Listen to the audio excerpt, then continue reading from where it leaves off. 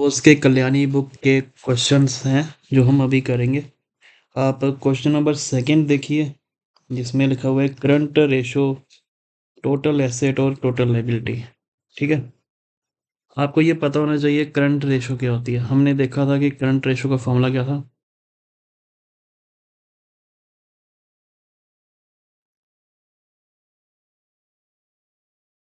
तो आपके current ratio का फॉर्मूला था, बड़ा मोटा पेन चल रहा है, थोड़ा छोटा कर लेते हैं और इसके कर लेते हैं रब। तो बताइए करंट रेशो का फॉर्मूला। हमने देखा था कि करंट रेशो का फॉर्मूला था current asset upon current liability.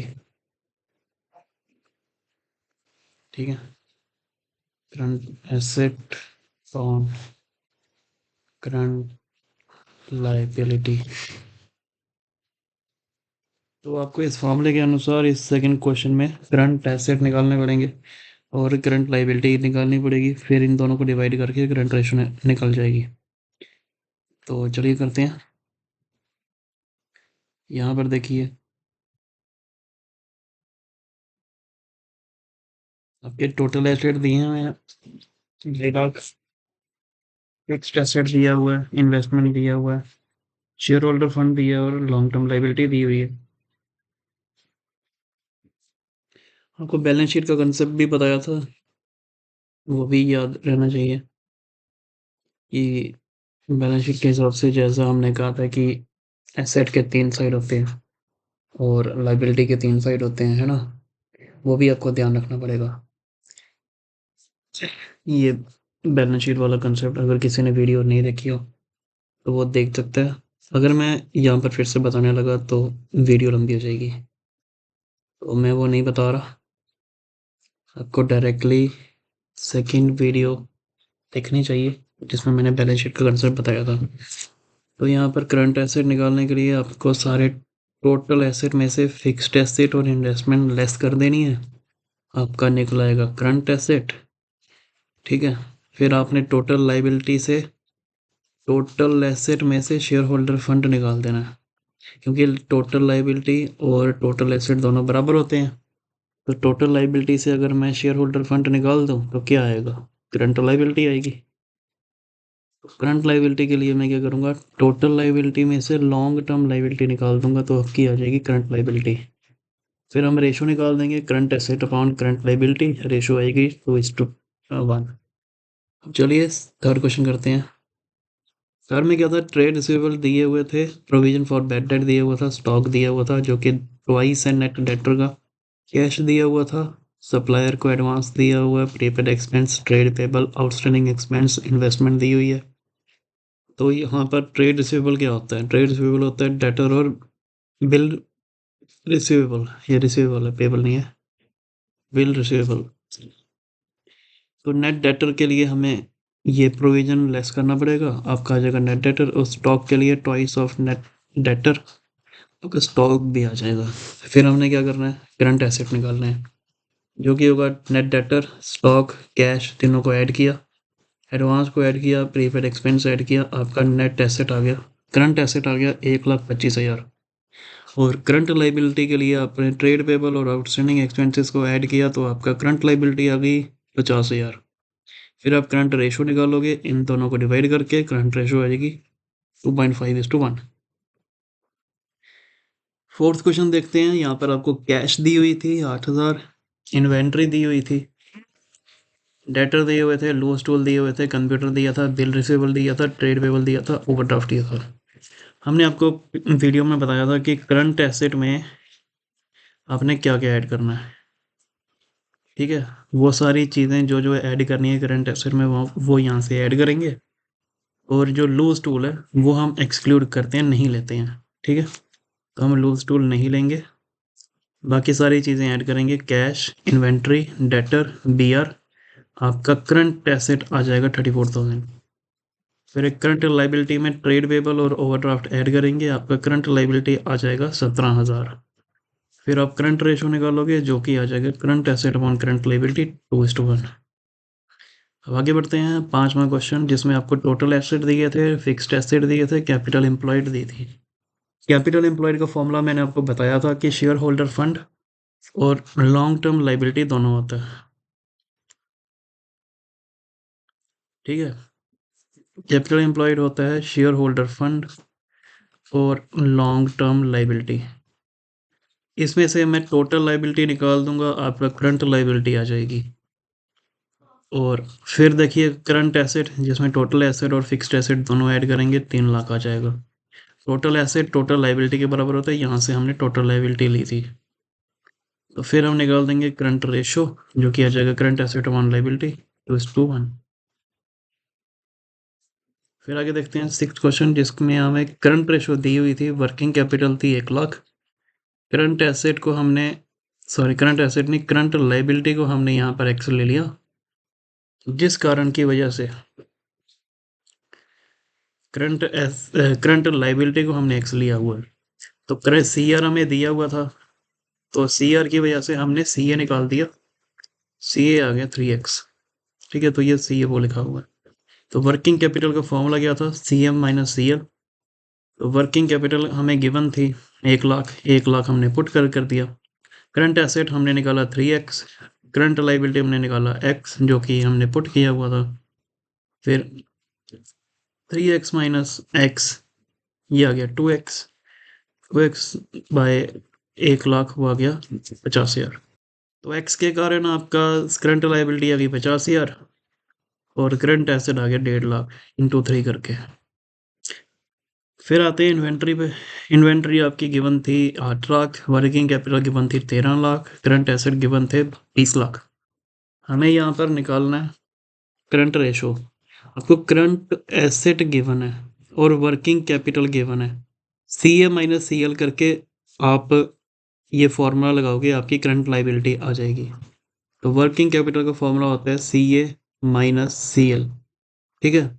ये जो सी है, अगर मैं ये यहाँ ले जाऊँ तो ये क्या होगा, ये होगा माइनस सी और plus double minus C L. इसको मैंने ब्रैकेट में लिया, माइनस माइनस कैंसिल कर दिया, तो इसका फॉर्मूला बन जाता है सी एल का सी ए प्लस डबल्यू, ठीक है। तो वही मैंने किया, करंट लाइबिलिटी को मैंने वर्किंग कैपिटल और करंट एसेट दोनों के साथ ऐड किया हुआ है, ठीक है। तो इस तरह से ये आ गया current liability equal to working capital और करंट एसेट दोनों को प्लस किया था। तो अच्छा, इसका कन्वर्ट हो गया था साइन, तो ये माइनस में आएगा। वर्किंग कैपिटल माइनस होता है करंट एसेट से, तो ये माइनस होगा, तो ये करंट लाइबिलिटी आ जाएगा। फिर करंट रेशो निकालेंगे। करंट एसेट वो हमें गिवन था 20 लाख, करंट लाइबिलिटी ये 7 लाख, 20 लाख अपॉन 7 लाख, ये आ गया इसका आंसर। फिर आते हैं 8th में। यहाँ पर हमें सी आर की रेशो दी हुई थी 2:1 और आपको करंट एसेट दिया हुआ था,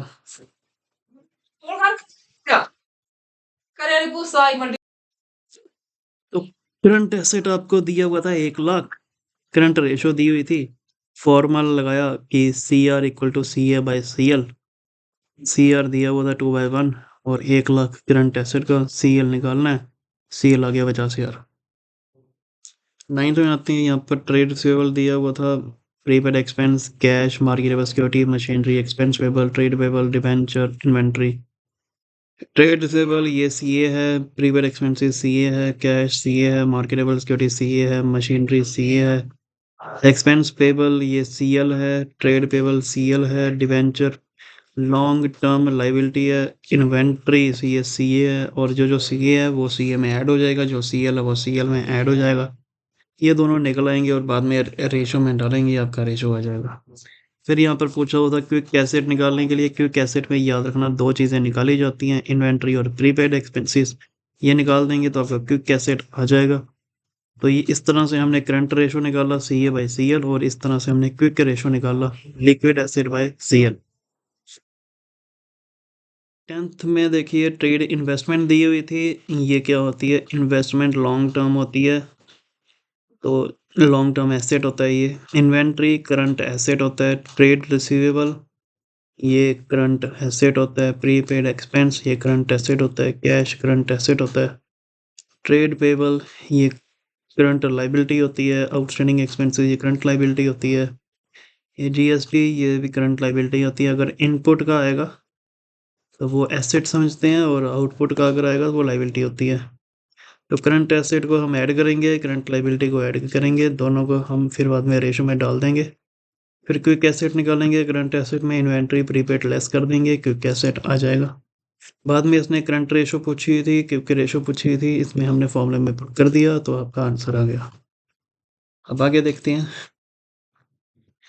करंट एसेट दिए हुए थे, हमने यहाँ पर सबको ऐड कर दिया, inventory, trade receivable, prepaid expense, bank और करंट लाइबिलिटी जो कि 24,000 थी, हमने यहाँ पर रेशो में पुट कर दिया, आपका आंसर आ गया।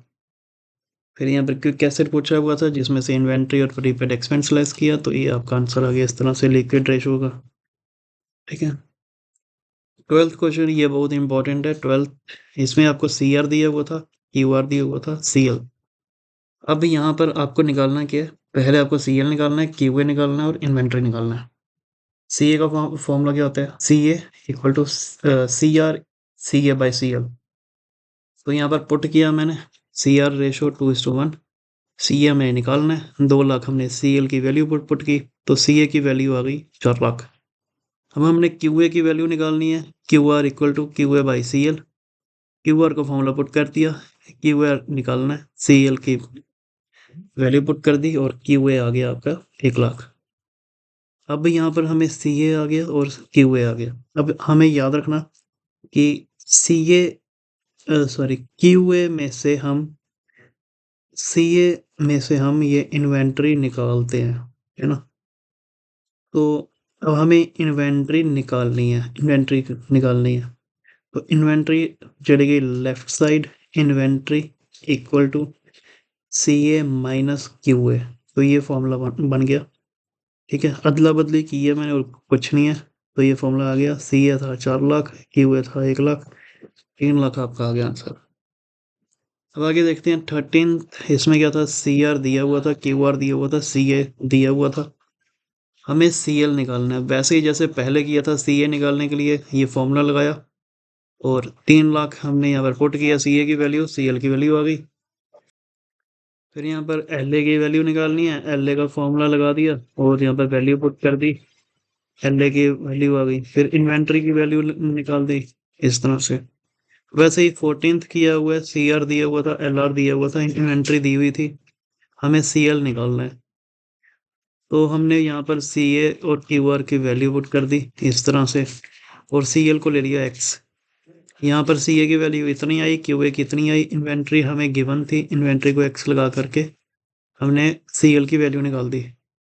तो जब सी एल निकल गया फिर हमारा करंट एसेट भी आ गया और क्विक एसेट भी आ गया।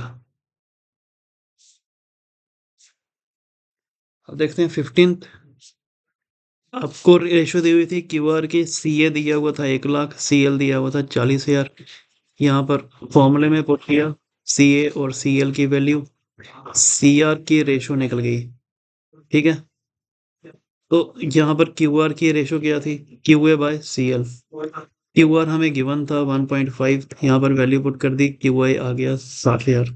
अब इन्वेंट्री निकालनी है, वो भी निकल जाएगी।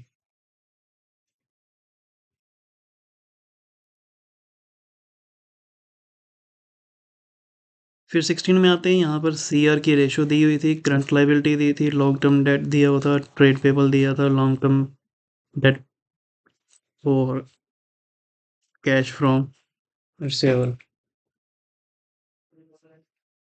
तो यहाँ पर हमें जो सी ए निकालनी थी वो एक रिवाइज सी ए निकालनी थी। मतलब यहाँ पर हमने सी ए को ले लिया और सी एल को ले लिया, सी एल की वैल्यू थी 1 लाख और यहाँ पर हमने वैल्यू पुट कर दी रेशो की 2:1। तो सी ए आ गया आपका 2 लाख। 2 लाख में 20,000 और 30,000 लेस कर दिया, क्योंकि यहाँ पर हमने क्यों किया ऐसा, क्योंकि यहाँ पर पहले ट्रेड पेबल पेड किए हुए थे। अब जब ट्रेड पेबल पेड करोगे तो आपका पैसा कम हो जाएगा और कैश ये जो ये था लॉन्ग टर्म डेट, इसको भी कैश पे किया है, तो ये पे करने के कारण पैसा थोड़ा कम हो गया। तो जब पैसा कम हो गया तो सी ए भी कम होगा आपका नया रिवाइज से ये आ जाएगा 1.5 लाख, और रिवाइज करंट रेशो इसमें कोई चेंज नहीं आएगा, यहाँ आएगा, बिल्कुल आएगा। ये जो ट्रेड पेबल है, जब ये पे करोगे तो इसमें करंट लाइबिलिटी में भी थोड़ा चेंज आएगा, कम हो गए। लॉन्ग टर्म डेट में नहीं चेंज आएगा, क्योंकि वो लॉन्ग टर्म है, शॉर्ट टर्म नहीं है। तो इस तरह से आपका न्यू रेशो बन जाएगा। ठीक है, रिवाइज सी है। 17 में आपको सी आर दिया हुआ था, वर्किंग कैपिटल दी थी, इन्वेंट्री दी थी। अब इसको कैसे निकालेंगे? सी आर दिया, वर्किंग कैपिटल दी और इन्वेंट्री दी है। वर्किंग कैपिटल के वजह से आप करंट लाइबिलिटी निकाल सकते हो। ठीक है, तो सबसे पहले हम करंट लाइबिलिटी को एक्स ले लेंगे, रेशो में पुट करेंगे, आपकी करंट एसेट आ जाएगा 3x। फिर वर्किंग कैपिटल की वजह से C M minus C L, 3x minus x करेंगे, आपकी एक्स आ जाएगी करंट लाइबिलिटी, और करंट एसेट आ जाएगा 3x। तो जब आपका सी ए निकल गया, सी एल निकल गया, तो इन्वेंट्री में से आप सी ए माइनस क्यू ए कर दो, तो आपका क्यू ए निकल जाएगा। ठीक है, फिर आते हैं 18th पे। आपको सी आर दिया हुआ था 3:1, वर्किंग कैपिटल दी थी 4 लाख, इन्वेंट्री, इन्वेस्टमेंट नहीं है वो, इन्वेंट्री है 2.5 लाख।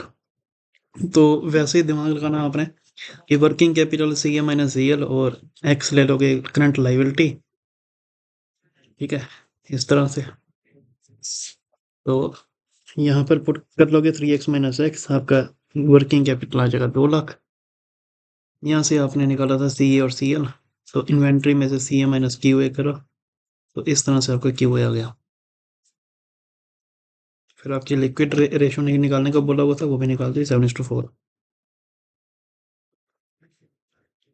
यहाँ पर आपको सी आर दिया हुआ था, क्यू आर दिया हुआ था, इन्वेंट्री दी हुई थी।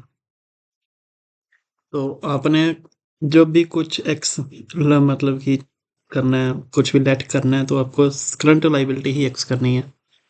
तो सी आर की वैल्यू में पुट कर दिया आपने, ratio 3:1, C A by X, C A आ गया 3x। क्यू ए आपको ये होता है, क्यू ए का फॉर्मूला होता है C A minus inventory, Q A 3x minus 30। तो आपका क्यू आर की रेशो में पुट कर दिया Q A by C R. तो जो हमने यहाँ पर क्यू ए निकाला था 3x बाई टी से यार, तो ये हमने क्यू ए की वैल्यू लगा दी, और बाकी लाइबिलिटी की, करंट लाइबिलिटी की। तो यहाँ पर हमने देखा इस तरह से एक्स की वैल्यू होगी 30,000, करंट लाइबिलिटी 30,000 है, क्यू ए 90,000 और Q A 60,000।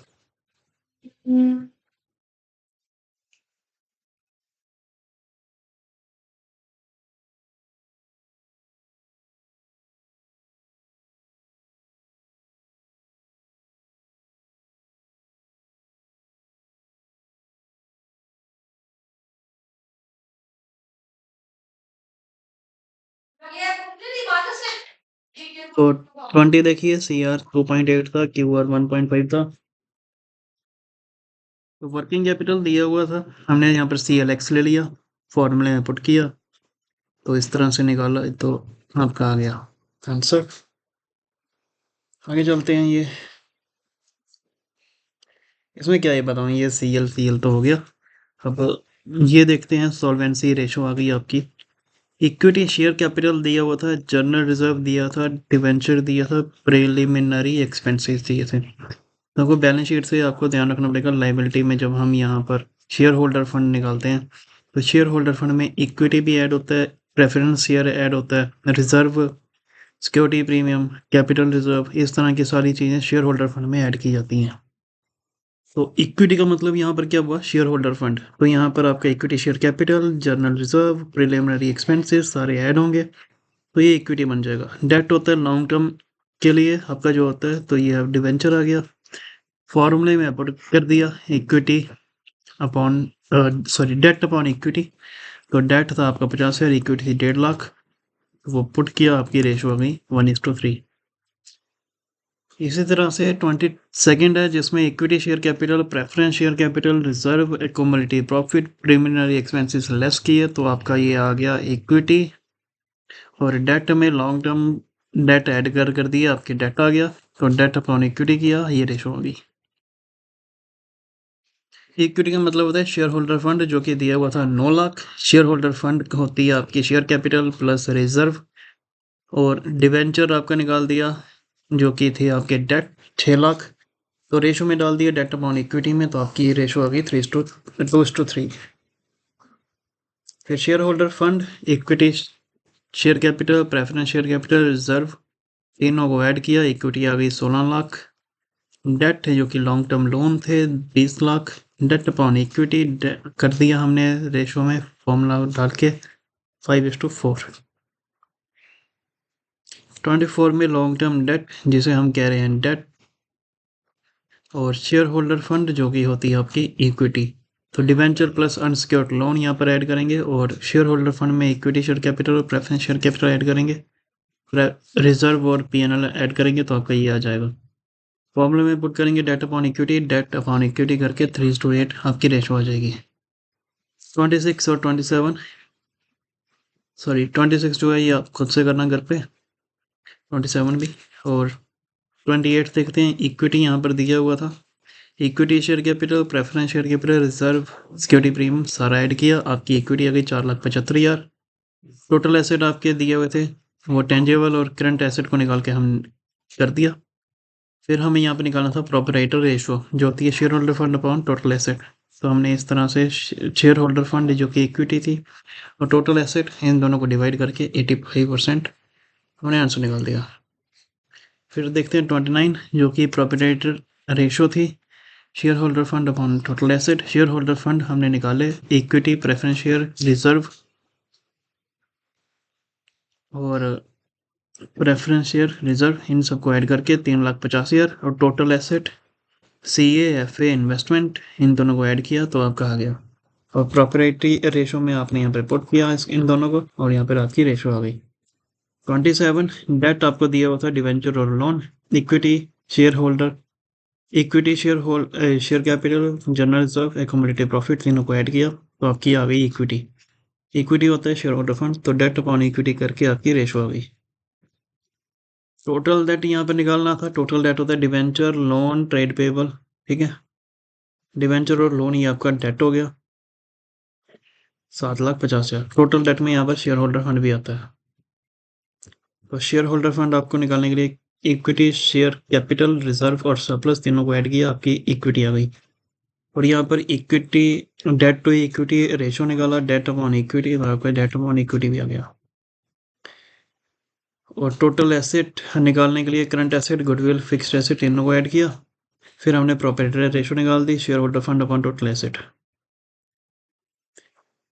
Total asset to debt ratio, total asset to debt, ये भी हमने निकाल दिया। टोटल एसेट ये ऊपर निकाले हुए थे और डेट ये हमने निकाले हुए थे।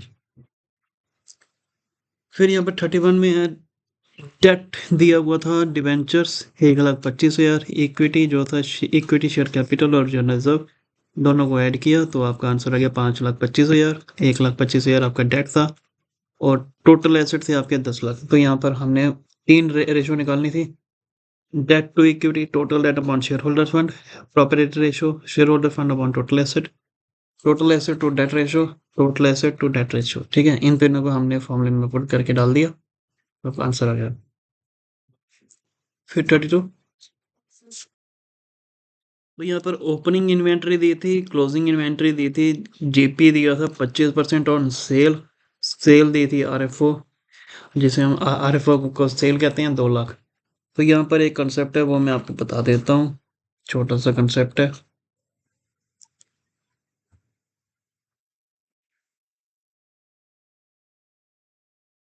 वो ये है कि मान लीजिए आपको कॉस्ट दी हुई है 1 लाख, ठीक है, और यहाँ पर लिखा हुआ है जीपी जो है वो 20% है कॉस्ट का।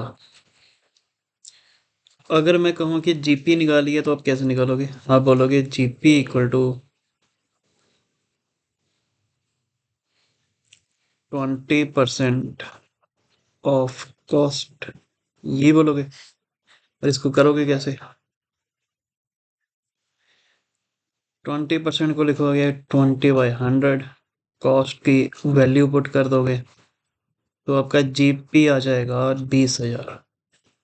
यदि आपका जीपी आ गया तो आपकी सेल भी आ जाएगी। ठीक है, सेल भी आ जाएगी। सेल क्या होती है? सेल होती है कॉस्ट, कॉस्ट प्लस जीपी, ये सेल होती है। ठीक है, तो सेल आपकी गिवन थी 1 लाख और जीपी था आपका 20,000। सेल आ जाएगी 1,20,000। ठीक है, अगर आपको कॉस्ट दी हुई है जीपी या उसका 20% ऑन कॉस्ट, तो आप इस तरह से ये निकाल दोगे। लेकिन अगर मैं कहूँ ये थोड़ा चेंज करते हैं कंसेप्ट।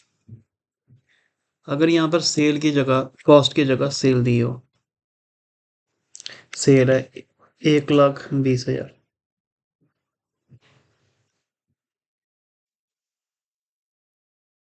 सेल है 1,20,000 और जीपी जो है 20% ऑफ कॉस्ट।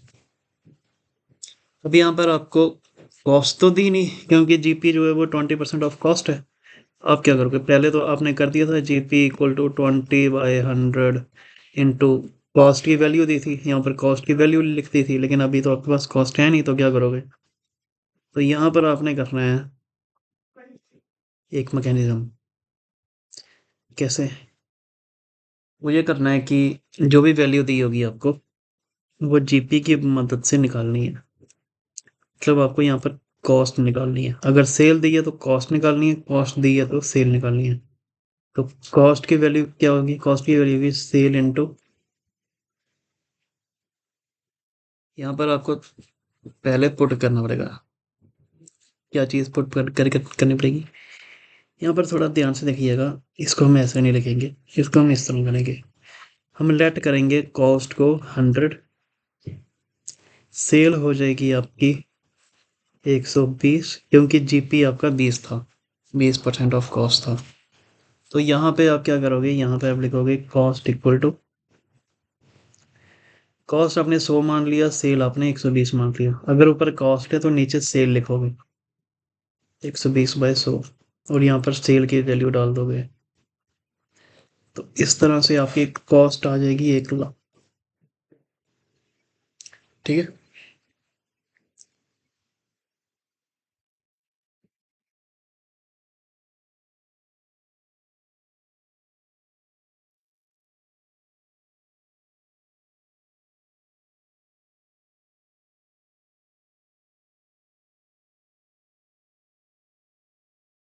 अपने ये चीज़ याद रखनी है। अगर आपको सेल निकालनी होती, मान लो यहाँ पर सेल की कॉस्ट की जगह वैल्यू दी होती है 1 लाख और जीपी होता 20% ऑन सेल,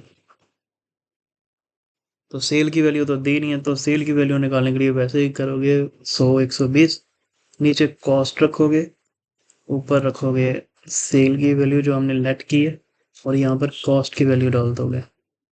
तो इस तरह से आपकी सेल की वैल्यू हो जाएगी। तो ये थोड़ा आपको ध्यान रखना पड़ेगा। ठीक है, अब आते हैं हम अपने,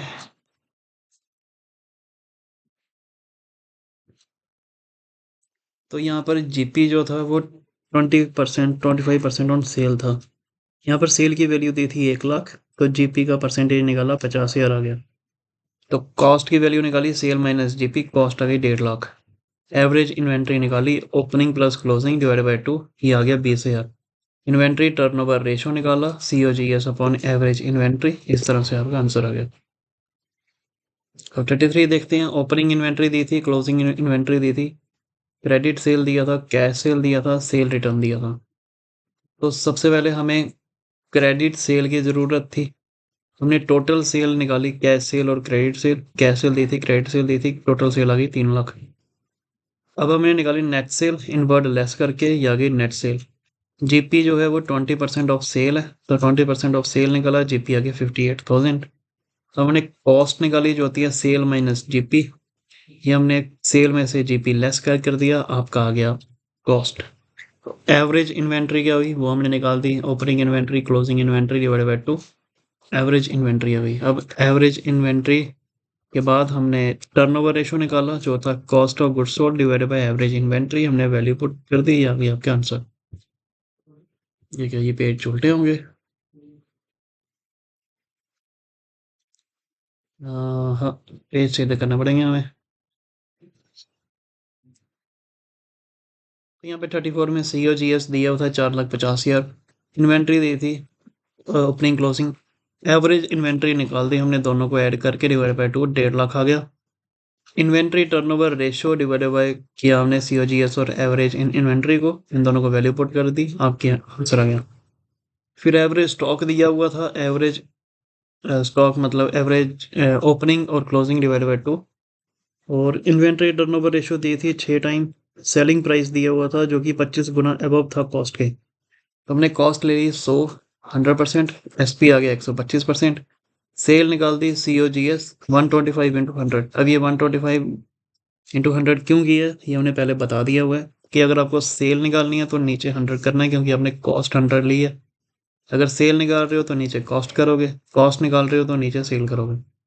तो इस तरह से आपने करना है। और फिर आपका COGS निकाल गया, average stock into inventory turnover ratio. ये कैसे आया? ये हुआ inventory turnover ratio into COGS upon average stock. Average stock और ITR मल्टीप्लाई कर दिया तो COGS का फॉर्मूला बन गया एवरेज इन्वेंट्री इंटू ITR। तो ये हमने इस तरह से किया। तो सेल आ गई आपकी 6,00,000, GP निकल गया फिर 1,20,000। तो हमने यहाँ पर वैल्यू पुट कर दी ऊपर। फिर आते हैं 36 में, जो कि GP दिया हुआ था 25% ऑन कॉस्ट। हमने कॉस्ट ले ली 100%, GP ले लिया 25%, सेल आ गई 125%। तो COGS निकालेंगे क्योंकि यहाँ पर हम कॉस्ट निकालेंगे। Sale into 100 by 125। तो इस तरह से वैल्यू पुट करके करके आपका आ गया 8,00,000। Average inventory opening closing add करके डिवाइड बाय 2, आपका एवरेज इन्वेंट्री आ गया। इन्वेंट्री टर्नओवर रेशो जो कि हमने 8,00,000 ऊपर निकाला हुआ था COGS, और एवरेज इन्वेंट्री जो निकाली हुई थी, इन दोनों को डिवाइड किया 20 टाइम्स आ गया। फिर आते हैं 37 में, आपको ओपनिंग क्लोजिंग दोनों इन्वेंट्री दी थी, क्रेडिट सेल दी हुई थी।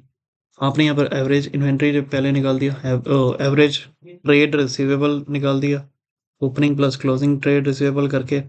फिर ट्रेड रिसीवेबल रेशो निकाल दी। उसके लिए हमें फॉर्मूला चाहिए होता है credit sale divided by average trade receivable. तो अपने credit sale divided by average trade receivable add कर दिए, डिवाइड कर दिए, 5 टाइम्स आ गया। फिर आते हैं 38 में, आपको COGS दिया हुआ था, ग्रॉस प्रॉफिट था 20% ऑफ कॉस्ट, कैश सेल थी 25% ऑफ टोटल सेल, ओपनिंग और क्लोजिंग TR दिया हुआ था। ओपनिंग क्लोजिंग से आपने एवरेज TR निकाल दिया, एवरेज ट्रेड रिसीवेबल 60,000 आ गया। एवरेज ट्रेड रिसीवेबल के बाद आपने ट्रेड रिसीवेबल टर्नओवर रेशो निकाली जो होती है credit sale by average trade receivable. तो आपको क्रेडिट सेल चाहिए। क्रेडिट सेल क्या कैसे निकालोगे? टोटल सेल है इस तरह से 2,00,000 का, ये यहाँ पर 2,00,000 कैसे आया? कॉस्ट का, क्योंकि यहाँ पर बताया हुआ था कि जो कैश सेल है वो 25% है टोटल सेल की। तो टोटल सेल कैसे निकालोगे? टोटल सेल आएगी कॉस्ट इंटू 120 अपॉन 100। ये वही फॉर्मूला जो अभी मैंने बताया था। सेल निकालनी है, नीचे कॉस्ट रखोगे, ऊपर सेल। यहाँ पर हमने लेट किया था 120, 25। तो यहाँ पर हमने टोटल सेल निकाली पहले, फिर हमने कैश सेल निकाली जो कि 25% है टोटल सेल का, हो गया 60,000। तो टोटल सेल में से मैंने कैश सेल निकाल दी, आपका आ गया क्रेडिट सेल 1,80,000। तो ये 1,80,000 यहाँ पे पुट कर करेंगे तो आपका आंसर आ जाएगा। फिर टोटल सेल दिया होता है, क्रेडिट सेल दिया होता है, TR दिया हुआ था, और TR रेशो दिया होता है। ठीक है, TR रेशो का होता है credit sale upon average trade receivable. Trade receivable हमें यहाँ पर दिए हुए थे 1,00,000, और क्रेडिट सेल दी थी 8,00,000, डिवाइड किया तो आपका आंसर आ गया। एक और चीज़ यहाँ पे पूछी जाती है, एवरेज कलेक्शन पीरियड। उसका फॉर्मूला होता है 360 डेज, ओ सॉरी 365 डेज, या फिर 12 months divided by trade receivable ratio.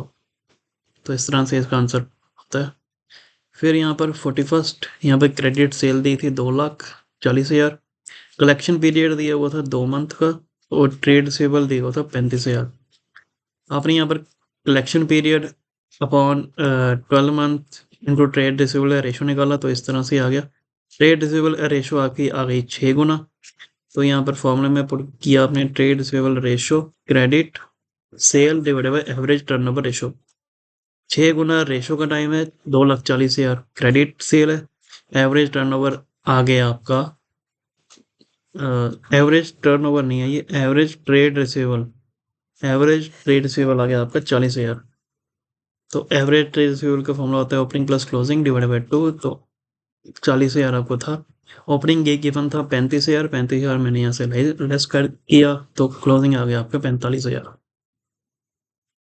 43 देखते हैं, यहाँ पर ग्रॉस सेल दी हुई थी, T R beginning T R and दिए हुआ था, सेल रिटर्न दी हुई थी। ग्रॉस सेल से मैंने सेल रिटर्न लेस कर दिया तो ये आ गया आपका नेट सेल्स। और यहाँ पर क्रेडिट सेल दिया ही नहीं था तो इसलिए नेट सेल से ही हमने इसको डिवाइड कर दिया। और एवरेज ट्रेड रिसीवेबल हमने ओपनिंग क्लोजिंग दोनों को ऐड करके कर दिया, आपका 8 गुना आ गया। ये काफ़ी आसान है और मैं इसलिए इसको तेज़ कर रहा हूँ। अगर किसी ने किया हुआ है तो ये वीडियो देख सकता है, आपको रिवीजन में मदद की जा सकती है इस वीडियो के द्वारा, और कुछ नहीं। अगर आपने इसको अच्छे से समझना है तो आप पुरानी कंसेप्ट वाली वीडियोस देख सकते हो और खुद से इसको ट्राई करो। और कोई डाउट हो तो आप कमेंट सेक्शन में लिख सकते हैं। देखते हैं 40 सेकेंड, जिसमें एवरेज कलेक्शन पीरियड 2 मंथ था। क्रेडिट सेल थी 7,20,000, ट्रेड रेशो दी हुई थी तो हमने यहाँ पर ट्रेड रेशो निकालनी है, सॉरी। फिर हमने average trade receivable divided by credit sale और ट्रेड रेशो को कर दिया तो एवरेज ट्रेड रिसीवेबल हमारे आगे 1,20,000। फिर यहाँ पे 44 देखो, करंट एसेट दिए थे, करंट लाइबिलिटी दी थी, सेल दिया था, वर्किंग कैपिटल निकालनी है जो होती है C A by C L. सी ए था एक ने 10 लाख और सी एल था 4 लाख। 10 लाख में से 4 लाख निकाल दिए, 6 लाख आ गया। वर्किंग कैपिटल टर्नओवर रेशो जो फॉर्मूला होता है sale by working capital, sale आपने निकाली 20 लाख और वर्किंग कैपिटल जो कि अभी निकाला 6 लाख, तो आपकी रेशो आ गई 33/33, 3.33। सी ओ जी एस दिया हुआ था 2 लाख, सी ए और सी एल दिया हुआ था, वर्किंग कैपिटल निकाल दी अपने सी एम एन और सी एल करके, होगी 50,000। वर्किंग कैपिटल टर्नओवर रेशो जो होता है C O G S by working capital, working capital turnover ratio में या तो सी ओ जी एस अगर दिया होगा तो वो लेंगे, अगर नहीं दिया तो आप सेल भी ले सकते हो। फिर यहाँ पर cost of R F O मतलब कॉस्ट दी हुई थी, कैश दिया था, टी आर दिया था, आई जी एस टी दिया था, इन्वेंट्री दिया था, टी पी दिया था। टी पी को छोड़ के बाकी सारी चीज़ें हमने ऐड कर दी, कॉस्ट को छोड़ के वो आ गया आपका सी ए। और सी एल में आपने टी पी लिया हुआ, सिर्फ वर्किंग कैपिटल निकाल देनी है C A by C L करके। फिर आपको वर्किंग कैपिटल टर्नओवर रेशो निकाल देना है जो कि होगा cost of goods, cost of sale divided by working capital. 1.5 lakh by 30,000, 5 गुना आ जाएगा आंसर। फिर यहाँ पे 47 में देखिए, यहाँ पर सेल दी हुई थी, सेल रिटर्न दी थी, परचेज रिटर्न दी थी, ओपनिंग इन्वेंट्री क्लोजिंग इन्वेंट्री दी थी। आपने यहाँ पे सबसे पहले सी ओ जी एस निकाला, वो कैसे निकालेंगे, opening inventory purchase direct expenses plus करेंगे और माइनस करेंगे क्लोजिंग स्टॉक। तो ओपनिंग इन्वेंट्री प्लस की, परचेज प्लस किया, माइनस किया क्लोजिंग इन्वेंट्री क्लोजिंग स्टॉक, तो आपका आ गया कॉस्ट आ गया 10 लाख, 1 लाख। फिर हमने जीपी निकाल दिया, सेल माइनस कॉस्ट करके, वो आ गया 50,000। तो जीपी रेशो निकाल देनी है, वो उसका फॉर्मूला होता है GP divided by sale into 100। तो जीपी आपने निकाला 50,000, सेल 1.5 लाख, तो आप इनको इंटू 100 करके आपका 33.33 आ गया। 47 आपने जीपी रेशो निकालनी थी, जीपी रेशो होती है GP by net cell into 100। GP आपका 42,000, नेट सेल 3 लाख, तो जीपी रेशो आपकी आ जाएगी 42,000 by 3 lakh into 100, 14%। Second case, sale दी हुई थी, जीपी दिया हुआ था, जीपी रेशो निकाल देनी है वैल्यू पुट करके। और थर्ड यहाँ पर सेल और जीपी दिया हुआ था, वैल्यू पुट करके निकाल देनी है।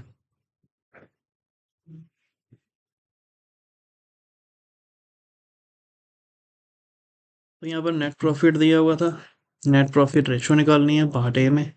तो net profit by R F O, तो हमने यहाँ पर नेट प्रॉफिट और सेल दोनों को डिवाइड कर दिया, इंटू 100 कर दिया, आपका आंसर आ गया। नेट प्रॉफिट आपको 30,000 दिया हुआ था, नेट सेल निकालनी थी, सेल माइनस सेल रिटर्न किया तो आपकी नेट सेल आ गई। तो नेट प्रॉफिट रेशो ने निकालने के लिए नेट प्रॉफिट बाय सेल कर दिया, आपका आ गया आंसर 10%। इसके बाद 49th COGS मतलब कॉस्ट दी हुई थी, ओपनिंग एक्सपेंसेस दिए थे, नेट सेल दिए थे। आपने निकालनी है ऑपरेटिंग कॉस्ट, क्योंकि आपको यहाँ पे निकालना था ऑपरेटिंग रेशो। ऑपरेटिंग रेशो का फॉर्मूला होता है ऑपरेटिंग कॉस्ट बाय RFO।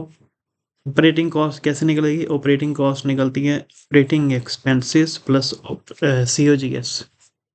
तो इन दोनों को जब आप प्लस करोगे आपका ऑपरेटिंग रेशो आ जाएगी, और फिर आप इस ऑपरेटिंग रेशो में ऐड करोगे ऑपरेटिंग कॉस्ट को डिवाइडेड बाय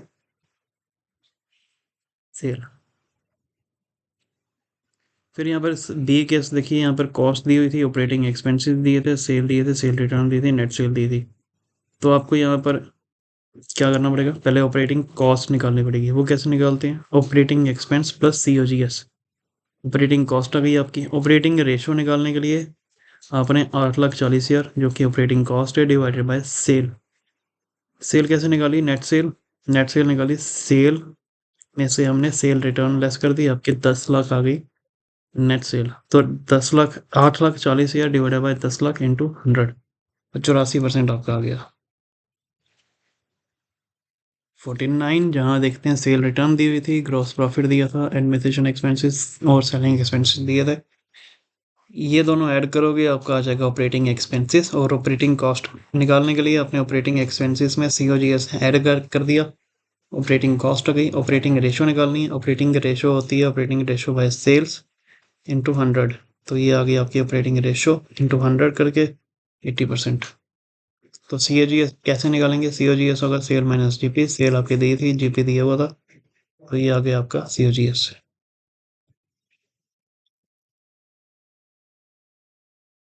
यहाँ पर GP रेशो निकालनी थी। GP रेशो होती है GP बाय सेल्स।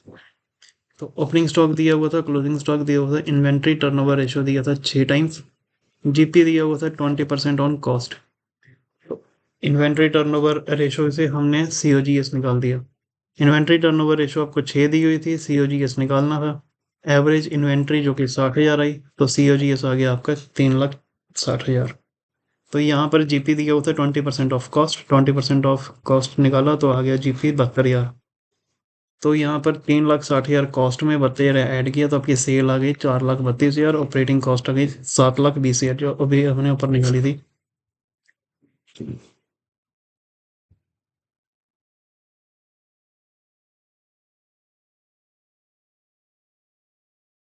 अच्छा, ये गिवन थे हमें। तो ये आ गया आपका 16% आंसर। फिर 50 देखते हैं। ओपनिंग स्टॉक जो है वो क्लोजिंग स्टॉक का 5,000 ऐड ज़्यादा था। क्लोजिंग स्टॉक हमने ले लिया X। कैश सेल जो थी वो 2 गुना थी क्रेडिट सेल की। क्रेडिट सेल हमें दी थी 70,000। 70,000 का 2 गुना कैश सेल हमारी आ गई 1,40,000। ठीक है, तो टोटल सेल हमारी आ गई 1,40,000 कैश और 70,000, 2,10,000 कैश सेल आ गई। फिर हमने COGS निकाला वो फॉर्मूले के हिसाब से, opening stock purchase direct expenses minus closing stock करके। ओपनिंग स्टॉक जो कि X प्लस 5,000 हमें गिवन था, plus purchases 1,50,000 minus closing stock X लिया हुआ था। तो ये प्लस X और माइनस X कैंसिल हो गए, COGS आ गया 1,55,000। तो GP में सेल माइनस कॉस्ट किया 2,10,000 में से 1,55,000, वो आ गया 55,000 GP। तो हमने GP रेशो निकाल दी, 55,000 डिवाइड बाय सेल, आंसर आ गया। फिर सी देखते हैं। कॉस्ट ऑफ गुड्स सोल्ड हमें दिया हुआ था, सेल जो है 20% अब कॉस्ट दी थी 1,50,000 का 120 बाय 100 किया, तो ये आ गई आपकी सेल। GP रेशो में GP बाय सेल निकाला, इस तरह से आपका आंसर आ गया। 51 यहाँ पर परचेज दी थी, क्रेडिट सेल दी थी, कैश सेल दी थी, क्लोजिंग स्टॉक दिया हुआ था जो कि था ओपनिंग स्टॉक प्लस 50,000। तो यहाँ पर हमने टोटल सेल को एक्स ले लेना है। कैश सेल जो है 20% है एक्स की, मतलब 20% है टोटल सेल की। क्रेडिट सेल है 4 लाख और टोटल सेल हमने एक्स लिया। Cash cell 20/100 into x 4 lakh, तो एक्स की वैल्यू आपने निकाल दी, वो हो जाएगा 5 लाख। तो फिर आपने COGS की वैल्यू निकाल देनी है, opening purchases direct expenses add और क्लोजिंग स्टॉक लेस किया तो आपका COGS आ गया 4,50,000। इस तरह से GP आपका निकल आएगा 50,000 कॉस्ट माइनस सेल करके। 50,000 कॉस्ट माइनस सेल करके, कॉस्ट थी आपकी 4,50,000, सेल थी 5 लाख। तो सेल थी आपकी 5 लाख डिवाइड करके आपका GP रेशो आ जाएगा। 52nd देखते हैं, यहाँ पर एवरेज इन्वेंट्री दी थी, इन्वेंट्री टर्नओवर रेशो दिया हुआ था, COGS दिया हुआ था। तो सॉरी, COGS तो निकालना, COGS निकाला हमने एवरेज इन्वेंट्री का 5 गुना, वो आ गया 5 लाख। क्योंकि हमें फॉर्मूला जो है वो ITR का ये है, COGS बाय एवरेज इन्वेंट्री। फिर एवरेज ट्रेड रिसीवेबल दिए हुए थे, ट्रेड रिसीवेबल रेशो दी थी, क्रेडिट सेल हमने निकाल दी। ठीक है, क्योंकि ये फॉर्मूला हमें पता है कि ट्रेड रिसीवेबल का फॉर्मूला क्या होता है, trade turnover ratio, credit sale by average trade receivable. तो हमें कैश सेल यहाँ पर निकालनी है, जो कि थी 20% of net cell. Credit sale, अगर कैश सेल आपकी 20% ऑफ नेट सेल है तो क्रेडिट सेल आपकी 80% ऑफ नेट सेल होगी, क्योंकि टोटल दोनों मिलकर के 100 बनाते हैं। तो यहाँ पर आ गया आपका क्रेडिट सेल 1 लाख, और ऐसे 80% का नेट सेल, तो नेट सेल आ गई आपकी 1 लाख 12,50,000। अपने यहाँ पे निकालना क्या था, यहाँ पे निकालनी थी GP रेशो। टोटल सेल हमने निकाल दी 12,50,000, GP आपने निकाल ली 7,50,000। GP कैसे निकाला, सेल माइनस COGS करके GP आ गया।